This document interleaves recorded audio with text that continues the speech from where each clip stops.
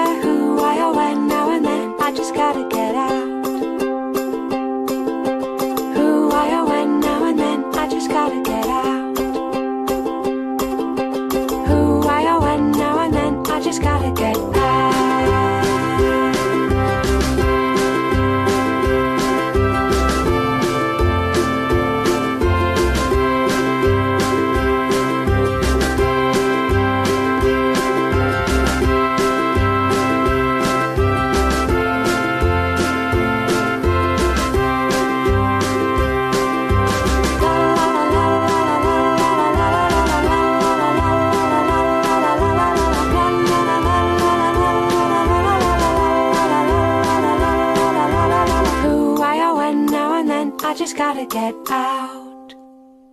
And that is track number 2 on today's MSI.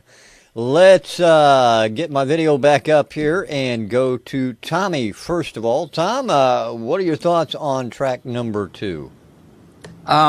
Straightforward, simple arrangement. It seemed a little bottom light to me. I would have liked to hear more bottom end on the bass, a little bit stronger. I liked it. It's catchy. It's upbeat. My main complaint would be that a better treatment on the vocals, a little bit clearer, so that you could hear everything. The vocals were loud enough, but I think they should have been treated just as a little bit more TLC, and it would have been otherwise great. But like I said, straight to the point, short, sweet, and catchy. So I outside of wanting to hear more bottom end on the vocals and the bass, I thought it was okay. All right, Tom, I appreciate that. Thank you. And heading over to the Live2Play Network, Bill Evans, what do you think? I liked it a lot. I thought, yeah, I just really liked it a lot. I can understand where Tom's coming from on the bottom end, especially on the bass, but I can't imagine that anything on that song was recorded in the box. And recording an upright bass is pretty difficult unless you really know what you're doing, unless you've got a really good engineer who knows miking technique and how to get the most out of it. So I'm not surprised. I hear a lot of records that try to use an upright bass, and it's kind of buried in the mix. But I really actually liked everything about it. I thought the vocals were just kind of enchanting. It was really well done. And I'm not a big ukulele and accordion fan, but I liked it. All right, thank you, Bill, and Bill's parrot as well. Ian, what do you think of track number 2? Hey, he's not in the same room. What's his name? Rufus. Rufus. We got to credit him on the show, Rich. But I am a ukulele fan, as you've probably seen me wearing my Ukulele Hero T-shirt on the show a couple of times. And I love this. I mean, something that Marty said in the chat room, which I've written down as well, is that I can really see this appearing on a mobile phone advert or a fashion label advert, you know, where they're running around outdoors in the sun, showing off all the new range of clothes and stuff like that down the beach in the swimwear and things like that.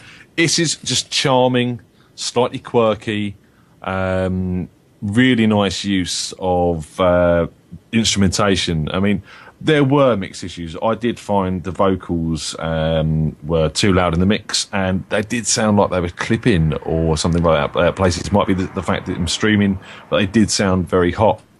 And in places, that ukulele, which has been recorded well, I really like the tone they got out of it and everything like that, but it did get lost in the mix in places, especially when the accordion and stuff was coming in. And again, yeah, it did lack that sort of slight grind in the bottom end to sort of hold that sort of bounce together. I'd like to hear a bit more of the bass as well. Performances were fantastic. They were tight enough to be together, but loose enough to sort of sound folky. Because, you know, with a song like this, if you overproduce it and tighten it up so much, it just begins to sound wrong. And the whole groove just sat together really nice on this. I like the drum sound.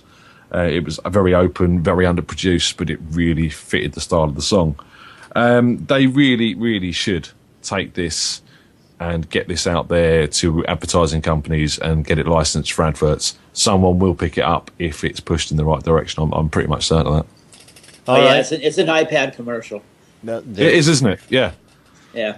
All right, gentlemen, thank you very much. The title of that track is Take Me Away by Helen Austin. Helen Austin with Take Me Away. Thank you, Helen, for sending that into Music Scene Investigation.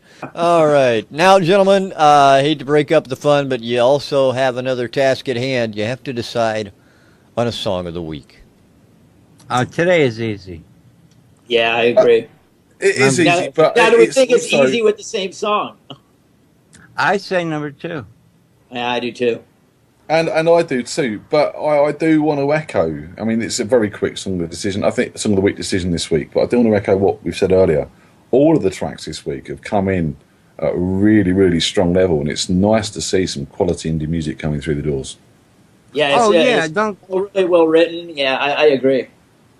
Yeah, I mean, don't go getting me wrong. I mean, we may bite and scratch and whatever, but it's all for trying to make something better than what it is. No matter how good it is, you know, nothing's ever perfect. And these are 3 strong songs, and they, you know, each one had their drawbacks, but number 2 just is poppy, quirky, you know, and stood out. And the other 2, on any other given week with 2 other different songs, you know, we could have been a different vote.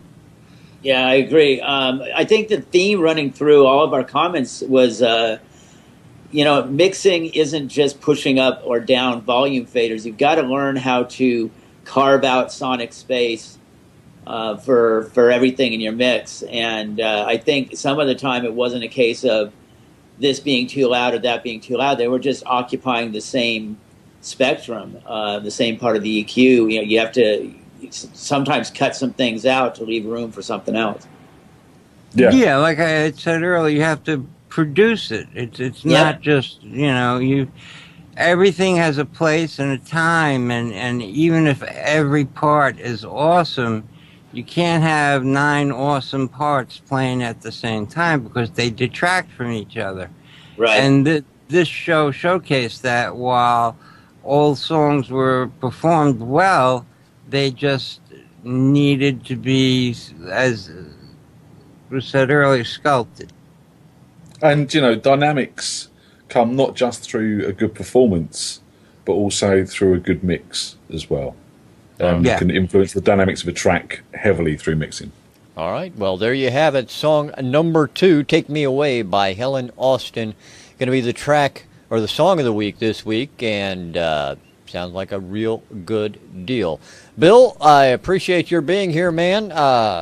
You got a lot going on. I don't know how you do it, though. I'm really insane. Thanks for having me. I always enjoy it. Well, we definitely enjoy having you back on with us again soon if we can get that worked out. Anytime you guys want me. All right. Well, hopefully, are we seeing you Wednesday, Bill? Oh, wait, that's the hit list is this Wednesday, isn't it? Or I is don't Bob, know. Or is Bob doing it? I think Bob was going to do it. Cool. All You right. guys And are what like I want to Bobby know Bob is, radio will guy. you wear the cape and hood next time? Absolutely not, dude. Not going to happen. Well, if Ian has his way, all we need is a picture of you. So smile. Great. All right. Hey, I just use Spider-Man. Doesn't matter who's in there then, does it? Now, Spider-Man, I'm cool with. Spider-Man, I got no problems with. But, Batman's a nutcase. All right. Well, there you have it. Want to remind everybody to join us again next week on Music Scene Investigation. Our guest panelist, Ian, is? That's a very good question, actually, Rich. Let me Oh, just check for you. I'm I'm actually, I know that you memorize these things.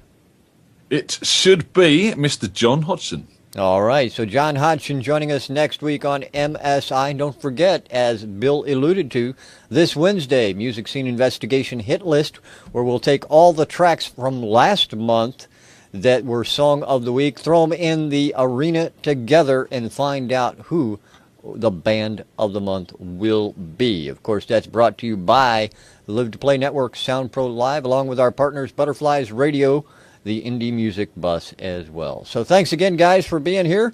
Thanks to our panelists as well, and we'll see you all again next time right here on Music Scene Investigation. And thanks to Rufus.